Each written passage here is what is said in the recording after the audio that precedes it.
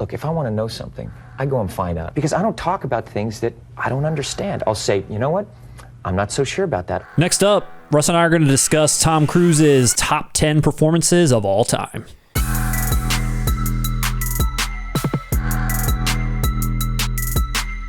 Welcome back to 4K Kings. My name is Matt. I am Russ. And welcome to your home of physical media, movie reviews, and Tom Cruise. Respect the cock. We here at 4K Kings proudly endorse Tom Cruise and his entire filmography. And today we are back to discuss our top 10 favorite performances that Tom Cruise has ever put to film.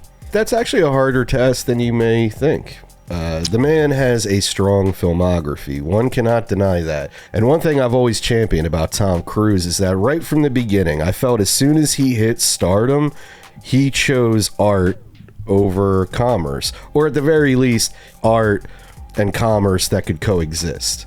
You know, I just do what I do. I love making movies, and I feel privileged to be able to do that, always. The minute he hit big, he started working with Ridley Scott, Oliver Stone, Barry Levinson. He did Stanley Kubrick's last movie, you know what I mean? Scorsese, he jumped into a Scorsese movie. And those directors saw something in him even early on, and he didn't disappoint, and I feel like that's how he continued to keep on rising up into the mainstream pretty quickly. He's the perfect example of a movie star. They care about the craft, but they also deliver what casual movie audiences crave as well. And the interesting thing is, everybody pretty much knows, you know, we talk about a lot, is the transition that Tom Cruise made from serious dramatic actor into more so an action star and a stuntman, and some of these other bigger than life performances that he's been putting on, where it's more about the physicality than it is about his acting chops. I still think he's bringing his A game, where you're jumping out of a plane or hanging on to a motorcycle as it flies off a cliff.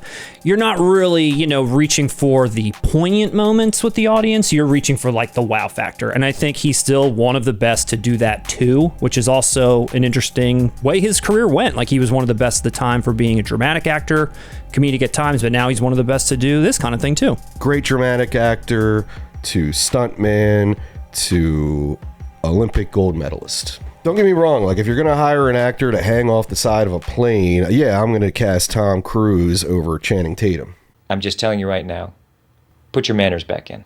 Starting off, number 10. We're going to wink at Tom Cruise's stuntman area. Maverick Cruise. Maverick Cruise. We don't want to discount it. Coming in at number 10 is Maverick Stuntman Cruise. All the Mission Impossibles, obviously. His most recent turn is Maverick, which brought cinemas back to life. Is it true that you saved the movie business? Steven Spielberg said you did. And now, most recently, winning gold medals at the Olympics. Number 9 on the list is his turn as Les Grossman. Les Grossman in Ben Stiller's Tropic Thunder. I think this performance caught a lot of people off guard. It definitely did. We're cruise aficionados, so it didn't catch us off guard per se, but I think a lot of people latched onto the idea at the time as, oh wow, Cruise can be self-aware. He can have a laugh at himself.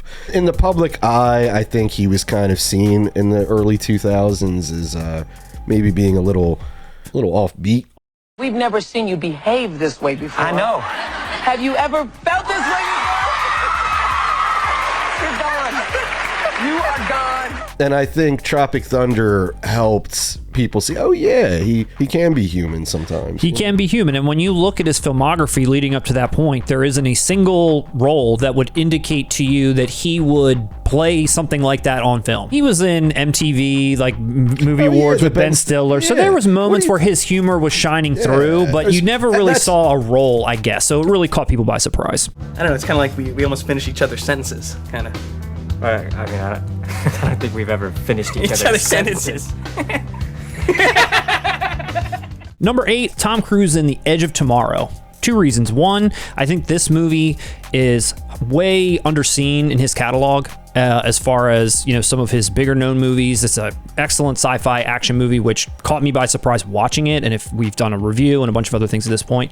But the other main thing with this is I hear a lot of people sometimes say about Tom Cruise that he's kind of the same guy, or it's the same delivery, or it's the same, like, he isn't really like a chameleon necessarily. The one thing that I like about him in this movie, that is, for the first 30 minutes, he's kind of like a pussy, and he's kind of like a sleazeball, and he's trying to like get out of like this situation that he's found himself in with this whole like, you know, war or whatever that's going on. And it's kind of like against type, because usually he's the hero like right away, but in this movie it's more so Emily Blunt that is, and they focus on her character more. I like that he sort of decided to play against type, as well as being in a very underseen and well done film. So for me, Edge of Tomorrow is number 8. That made me want to watch it. I never caught it. I did see Live, Die, Repeat. Not a fan. And number 7 in our Tom Cruise list. This is a very personal one for me, recently released by Criterion, and that is 1983's Risky Business, one of my favorite films of all time. When you watch this film, as great as it is, I mean, I love it for Tangerine Dream. I love it for the script. I love it for Rebecca De Mornay. He's doing all the heavy lifting, man. This is his movie. This is Joel's story. He had the gravitas at that age to pull it off with a level of class. Like I said, this film and his performance, in my mind, exists outside of the realm of traditional teen films. I think there's a dignity to it. It's a tall order for a lot of younger actors, especially for a film that you can't really compare it to anything prior to its existence, and in my opinion, even after. And he ended up delivering what probably everyone looked at as a throwaway scene of him dancing around in his underwear, and is something iconic. Yeah, you're right.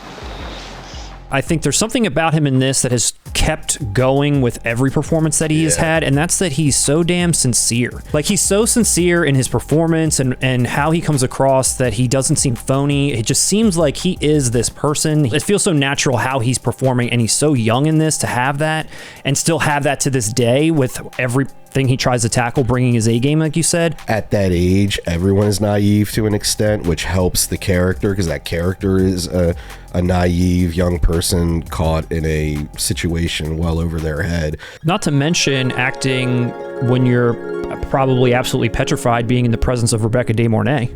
Top 10 Rebecca De Mornay boners. Are you ready for me? Interview with the Vampire. Powdered wig, Tom. This is all we need to say about Interview with the Vampire. When the film was announced, Anne Rice publicly said, nope. I too was shocked in the beginning, and I was very much against it.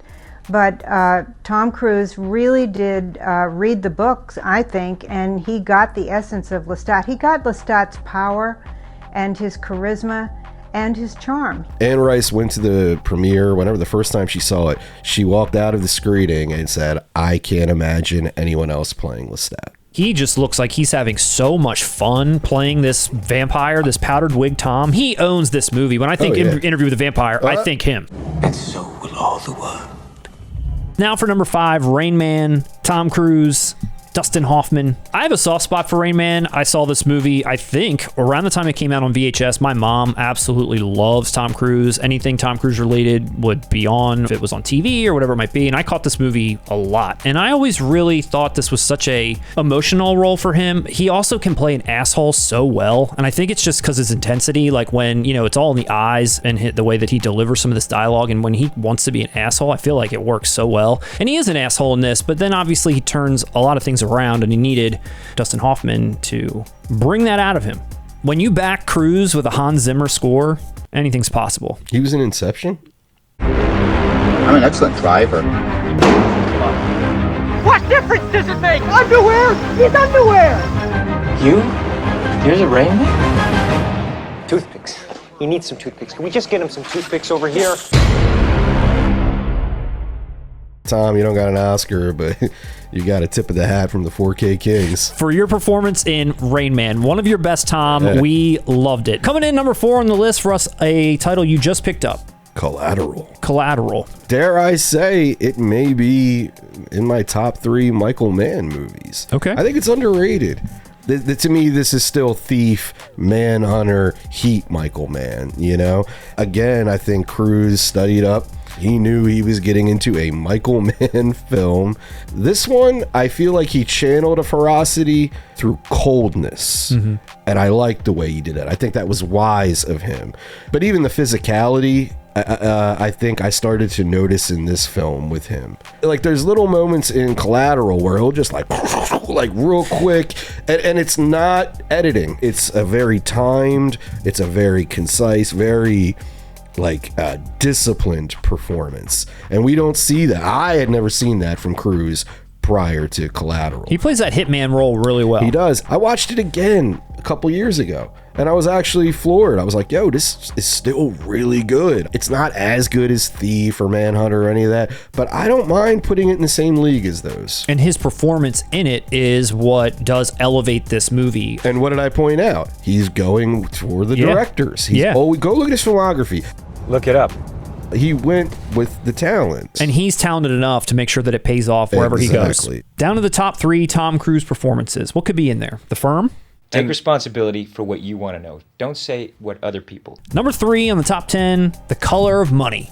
The same year as Top Gun, 2 years after Risky Business, the dude's on fire. And I mean, again, working with Scorsese in a follow-up to a movie that came out in the 50s with Paul Newman. And again, he's working with Paul Newman and Scorsese. His talent is matching everybody that's there. Like, he is not, falling behind. He's not the weakest link. Dude, he is on fire in this movie. Just the way that he portrays this kind of like naivety, but also kind of cunning at the same time. He's a little bit like a loose cannon in a way. Mary Elizabeth Mastrantonio and Paul Newman are trying to like rein him in their own ways, but you just can't predict what he's going to do. I thought he was excellent in this movie. I think it's definitely top tier Cruise performance. Just the fact that he could hold his own at such an early stage in his career with the likes of Paul Newman in a Scorsese film, in a legacy sequel to a classic film. Like, again, it's a tall order, but he's the man for the job. He shows up and delivers.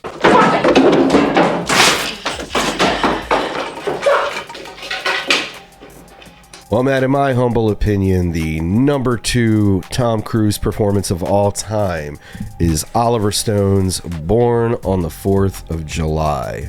This was probably the movie that converted me over to, oh shit, Tom Cruise is a great actor. Hey, you fuck! Hey!